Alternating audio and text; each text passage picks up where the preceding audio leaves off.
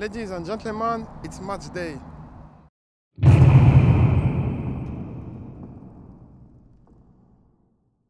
Les amis, salut à tous, j'espère que vous allez très bien. On se retrouve aujourd'hui pour l'avant-match Classico, Barça-Real Madrid, Supercoupe d'Espagne. On y va. Les amis, pour commencer, on va parler un petit peu du dernier match de Barça. En bref, victoire au tir au but, 4-2, si je ne me trompe pas, pour le Barça. Victoire au tir au but, avec le but gagnant de Pedri. Bon, Xavi, pour être honnête, Xavi nous a compliqué le match en sortant Frenkie et Dembélé, parce qu'ils étaient les deux meilleurs, avec Pedri aussi. Mais apparemment, ils avaient des gènes, donc c'est pour ça. Après la rentrée de Busquets et Ferran, le Barça a totalement sombré. On ne pouvait plus sortir des ballons. Il y avait Ferran qui donnait des passes en retrait.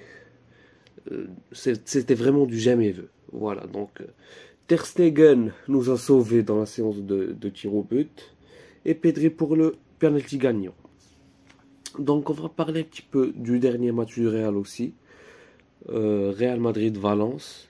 Eux aussi, ils se sont qualifiés au tir au but avec un petit arrêt de Courtois. Vraiment, pour être honnête, le match était vraiment dégueulasse. En plus, ils avaient des absents. Donc, pour la composition probable du Real Madrid, je pense qu'ils vont jouer avec Benzema, Vinicius, Rodrigo en attaque, Valverde sur le flanc droit, Modric et Kroos, Tchouaméni est forfait, Militao, Tchouaméni, Vasquez sont forfaits.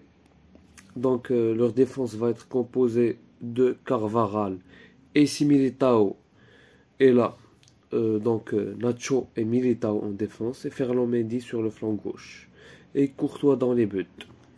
Pour la composition du Barça, vous le voyez sur l'écran, Araujo à droite, le fameux plan anti-Vinicius, Koundé Christensen dans la charnière centrale, Balde à gauche, Busquets, parce que je vais être honnête avec vous les gars, moi personnellement je ne mettrai pas Busquets, mais vu que Xavi veut absolument le mettre, donc je vais le mettre aussi dans ma compo.